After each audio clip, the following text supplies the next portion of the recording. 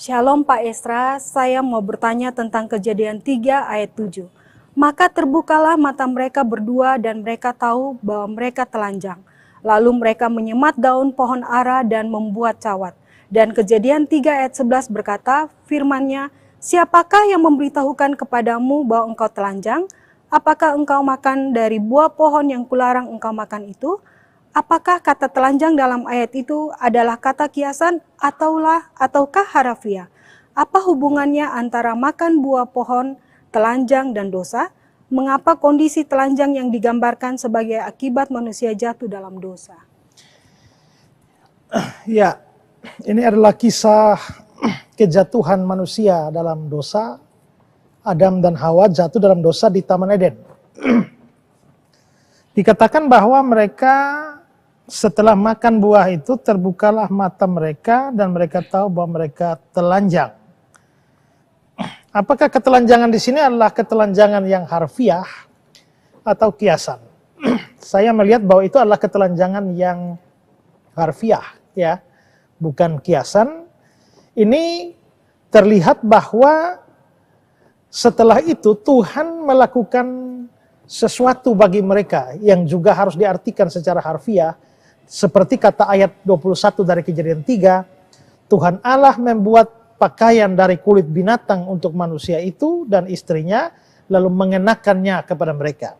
Kesan yang kita tangkap di dalam tindakan Allah ini adalah sebuah tindakan yang harfiah, dan karenanya ketelanjangan Adam dan Hawa karena dosa itu adalah sesuatu yang harfiah.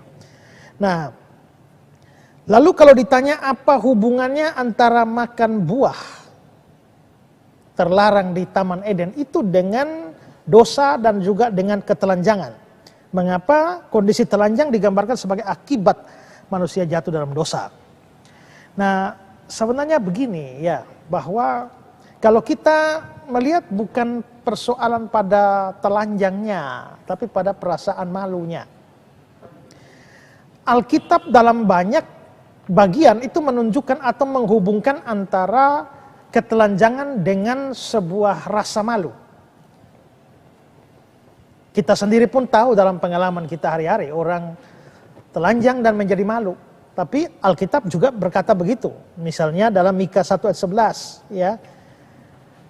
Berkemaslah hai penduduk Safir dengan telanjang dan malu. Jadi telanjang dihubungkan dengan malu. Lalu di Wahyu pasal 3 ayat 18, maka aku menasihatkan engkau supaya engkau membeli daripadaku emas yang telah dimurnikan dalam api agar engkau menjadi kaya, dan juga pakaian putih supaya engkau memakainya agar jangan kelihatan ketelanjanganmu yang memalukan. Berarti memang dari dua ayat ini ketelanjangan itu dihubungkan dengan rasa malu. Itu yang kita juga alami hari-hari. Tapi sebenarnya pada aslinya itu telanjang itu tidak memalukan. Mengapa? Karena manusia sudah telanjang sebelum jatuh dalam dosa, tapi tidak merasakan malu. Kalau kita membaca dalam Kejadian 2:25, mereka keduanya, maksudnya manusia laki-laki dan perempuan itu telanjang. Manusia dan istrinya itu, tetapi mereka tidak merasa malu. Kalau begitu, yang bikin malu itu bukan karena adanya kemaluan. Yang bikin malu itu bukan adanya dosa, bukan, yang bikin malu itu adalah adanya dosa. Karena apa? Karena sebelum manusia jatuh dalam dosa, mereka telanjang tapi tidak malu. Maka penyebab rasa malu sebenarnya bukan ketelanjangan, tapi karena dosa. Setelah berdosa, orang atau manusia itu menyadari ketelanjangannya, lalu akhirnya dia menjadi malu. Dalam Wycliffe Bible Commentary dibilang, mereka melihat ketelanjangan mereka, ketelanjangan secara rohani maupun jasmani, kemudian lahirlah rasa malu dan rasa ketakutan. Nah, perhatikan juga fakta penting lain, bahwa pada waktu Adam dan Hawa jatuh dalam dosa, lalu mulai merasakan malu karena ketelanjangan itu, lalu dikatakan mereka membuat cawat dari pohon ara, daun pohon ara. Tapi seperti yang tadi sudah saya bacakan ayatnya, Kejadian pasal 3 ayat 21, Tuhan membuat pakaian dari kulit binatang untuk manusia itu lalu mengenakan kepada mereka. Mereka telanjang dan mulai merasa malu. Nah, untuk menutupi rasa malu itu mereka membuat pakaian dari cawat. Tapi Tuhan membuat pakaian bagi mereka dari kulit binatang. Perhatikan bahwa inisiatif untuk menutupi ketelanjangan yang sesungguhnya itu memang datang dari Tuhan sendiri. Dan ini menunjukkan bahwa penutupan ketelanjangan yang sesungguhnya itu hanya bisa dilakukan oleh Tuhan Allah sendiri. Dan bahwa Tuhan bisa membuat pakaian dari kulit binatang secara implisit ada binatang yang disembelih. Secara implisit ada binatang yang dikorbankan, yang tercurah darahnya demi bisa menutupi ketelanjangan manusia berdosa yang sudah malu itu.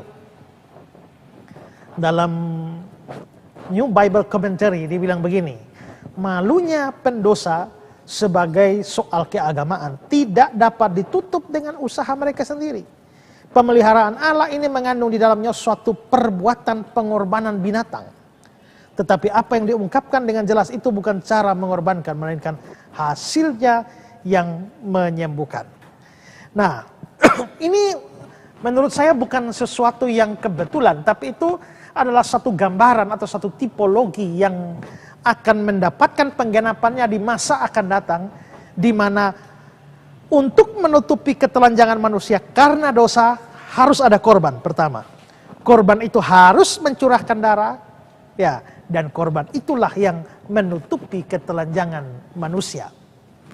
Karena itu, jikalau ada manusia berdosa dan manusia itu harus ditebus, maka penebusnya itu harus mencurahkan darah dan harus telanjang. Mengalami ketelanjangan demi penutupan ketelanjangan manusia secara rohani. Nah, saya tidak bicara soal pencurahan darah ya, tapi soal ketelanjangan. Nah, kalau kita membaca tentang nubuatan-nubuatan mesianik di dalam kitab Mazmur, kita bertemu dengan satu nubuatan yang menarik, yaitu Mazmur 22:19. Dia bilang, mereka membagi-bagi pakaianku di antara mereka dan mereka membuang undi atas jubahku. Mazmur itu kira-kira 1000 tahun sebelum kelahiran Yesus. Dan pada akhirnya itu digenapi di dalam diri Tuhan Yesus. Ketika dia disalibkan. Yohanes pasal 19, 23-24. Sesudah prajurit-prajurit itu menyalibkan Yesus, mereka mengambil pakaiannya, lalu membaginya menjadi 4 bagian untuk tiap-tiap prajurit 1 bagian. Dan jubahnya juga mereka ambil. Jubah itu tidak berjahit dari atas ke bawah, hanya 1 tenunan saja. Karena itu mereka berkata seorang kepada yang lain, janganlah kita membaginya menjadi beberapa potong. Tapi baiklah kita membuang undi untuk menentukan siapa mendapatnya. Demikianlah hendaknya supaya genap apa yang tertulis dalam kitab suci. Mereka membagi-bagi pakaianku di antara mereka, dan mereka membuang undi atas jubahku. Berarti nubuatan Mazmur pasal 22 itu digenapi dalam Kristus. Pada waktu Kristus disalibkan, mereka membagi-bagi pakaian dia dan bahkan mengundi. Kalau kita perhatikan Yohanes 19:23 tadi, mereka mengambil pakaiannya lalu membaginya menjadi 4 bagian, terus jubahnya juga mereka ambil. Jadi ada disebutkan tentang pakaian dan tentang jubah. Nah, kata jubah ini terjemahan Alkitab, Lembaga Alkitab Indonesia terjemahan baru ini tidak terlalu pas ya. Karena kata Yunani yang diterjemahkan jubah itu adalah kitona, dan itu sebenarnya bukan jubah ya, seperti yang kita mengerti, karena kita mengerti jubah itu sebagai pakaian luar. Tapi justru di situ kitona itu sebenarnya adalah pakaian dalam. Jadi mereka membuang undi untuk pakaiannya, lalu mereka mengambil jubahnya, mestinya mengambil kitonanya. Itu adalah pakaian dalamnya. Nah, pakaian dalamnya orang Yahudi itu beda dengan pakaian dalam kita. Karena pakaian dalam mereka itu masih bisa dipakai tanpa pakaian luar atau jubah. Jadi, kalau mengikuti terjemahan yang lebih tepat, maka mestinya bunyinya begini. Sesudah prajurit-prajurit itu menyalibkan Yesus, mereka mengambil pakaiannya, itu pakaian luar. Lalu membaginya menjadi 4 bagian, untuk tiap-tiap prajurit 1 bagian. Dan pakaian dalamnya juga mereka ambil. Pakaian dalam itu tidak berjahit dan seterusnya. Ya, Kalau kita bandingkan beberapa terjemahan seperti New American Standard Bible, terjemahan literalnya itu memang mengatakan begitu. Jadi setelah membagi untuk 4 prajurit itu pakaian luarnya, mereka juga mengambil pakaian dalamnya. Nah, kalau mereka mengambil pakaian luarnya dan mengambil pakaian dalamnya, artinya adalah bahwa Yesus itu waktu disalibkan, dia disalibkan dalam keadaan telanjang. Karena pakaian luarnya sudah diambil, pakaian dalamnya sudah diambil. Nah, apakah ketelanjangan itu waktu Yesus disalib itu betul-betul telanjang bulat tanpa sehelai benang pun? Nah, ada keterangan dari William Barclay bahwa sebenarnya tidak telanjang bulat, tapi khusus bagian alat vitalnya itu, orang tersalib itu diberikan satu kain hanya untuk menutupi persis alat kelaminnya. Nah, kalau hanya semacam itu maka dapat dikatakan bahwa memang dia disalibkan dalam keadaan telanjang. Ya. Nah, kalau memang Yesus disalibkan dalam keadaan telanjang, jelas ini sesuatu yang memalukan. Dan memang ya, itu sesuatu aib, suatu celah yang memalukan. Sampai hari ini juga masih ya banyak orang-orang agama lain yang mengolok-olok Tuhan kita dan kata lain, oh itu seperti pakai kolor di tiang jemuran, dan ya memang itu sesuatu yang memalukan. Bagi orang yang melihatnya itu sesuatu aib ketika melihat orang yang telanjang seperti itu. Nah, jadi Kristus itu disalibkan dengan keadaan telanjang, menanggung rasa malu yang luar biasa. Tapi kenapa? Kenapa dia harus mengalami semacam itu? Ini karena ada hubungan dengan Kejadian pasal 3 itu. Karena waktu manusia jatuh di dalam dosa, ya mereka menyadari ketelanjangannya dengan semua perasaan malunya. Karena itulah maka Kristus itu harus mati sebagai penebus manusia berdosa. Dia harus mati dalam keadaan telanjang supaya dia bisa menutupi ketelanjangan kita secara rohani di hadapan Allah. Ada kata-kata yang bagus dari Henry, dia bilang begini, rasa malu karena telanjang datang bersamaan dengan dosa. Karena itulah dia yang dijadikan dosa bagi kita harus menanggung rasa malu itu untuk menghapus aib kita. Dia ditelanjangi supaya kita dapat dipakaikan pakaian putih. Wahyu pasal 3 ayat 18. Supaya dengan demikian kita berpakaian dan tidak kedapatan telanjang. Atau saya berikan kata-kata dari John Calvin. Marilah kita belajar bahwa Kristus dilepas jubahnya, supaya dia bisa memberi kita pakaian dengan kebenaran. Bahwa tubuhnya yang telanjang terbuka terhadap penghinaan-penghinaan manusia. Supaya kita bisa muncul di depan tahta pengadilan Allah dengan kemuliaan. Ya. Nah, karena itulah sebagai orang-orang berdosa, kita semua ini sebenarnya telanjang di hadapan Allah, penuh dengan aib dan celah dan menjijikan. Dengan kondisi semacam ini, tidak ada satu orang pun yang bisa layak pergi ke surga dan bertemu dengan Allah. Tidak bisa. Bahkan jangankan itu, kita masuk hadiratnya pun sebenarnya kita tidak layak. Tapi Kristus sudah ditelanjangi. Kristus sudah dipermalukan. Kristus sudah menanggung semua aib itu di atas kayu salib ketika dia disalibkan dengan telanjang. Dan karenanya semua orang yang percaya kepada dia tidak lagi mengalami ketelanjangan secara rohani di hadapan Allah. Bahkan kita tidak lagi dipandang jijik oleh Allah. Tapi semua orang yang tidak mau percaya Yesus, di hadapan Allah dia tetap terlihat sebagai telanjang, aib dan menjijikan. Ya. Nah, karena itulah maka kita sekalipun secara jasmani kita berpakaian, tapi kalau kita tidak percaya sungguh-sungguh pada Kristus, kita di mata Allah adalah sebagai orang yang telanjang, aib, penuh dengan aib dan memalukan. Tapi kalau kita percaya kepada Yesus, maka kita mengenakan pakaian kebenaran.